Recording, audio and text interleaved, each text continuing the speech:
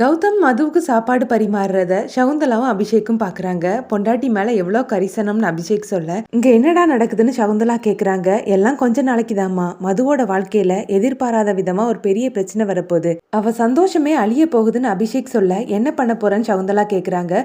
பொறுத்து இருந்து பாருங்கன்னு அபிஷேக் சொல்றாரு.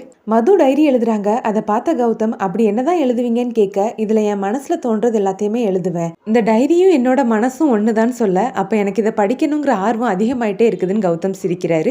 அடுத்ததா கௌதம் மதுமிதாக்கு ஒரு கிஃப்ட் கொடுக்குறாங்க. பிரிச்சு பார்த்த மதுமிதா சந்தோஷப்படுறாங்க. அதுல அவங்களும் கௌதமியும் சேர்ந்து எடுத்த போட்டோ இருக்குது.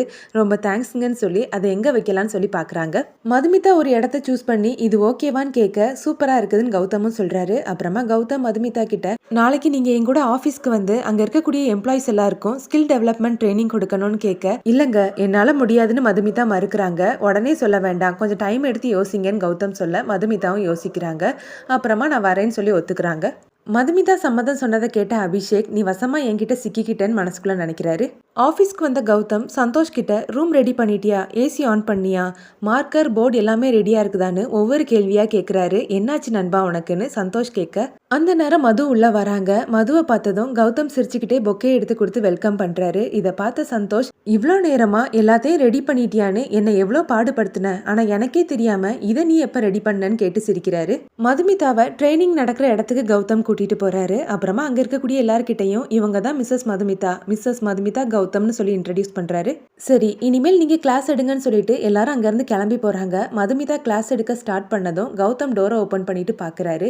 மதுமிதா என்னன்னு கேட்க, நீங்க கிளாஸ் எடுக்கிறத நானும் பார்க்கணும், டிஸ்டர்ப் பண்ண மாட்டேன், பேசாம ஒரு ஓரமா இருந்து பாக்குறேன்னு சொல்லிட்டு சோஃபால வந்து உட்கார்ந்து இருந்து பாக்குறாரு.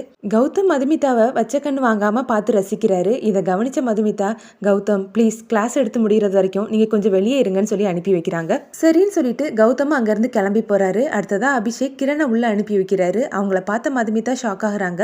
நீங்க எப்படி இங்கன்னு மதுமிதா கேட்க, நானும் இந்த ஆபீஸ்ல ஒரு எம்ப்ளாயி தான், புதுசா ஜாயின் பண்ணியிருக்கேன், எனக்கும் ட்ரைனிங் இருக்குதுன்னு சொல்லிட்டு அவர் வந்து உட்கார்ந்து மதுமிதா கிளாஸ் எடுக்கிறத பார்த்து ரசிக்கிறாரு. இதோட ப்ரோமோ முடியுது.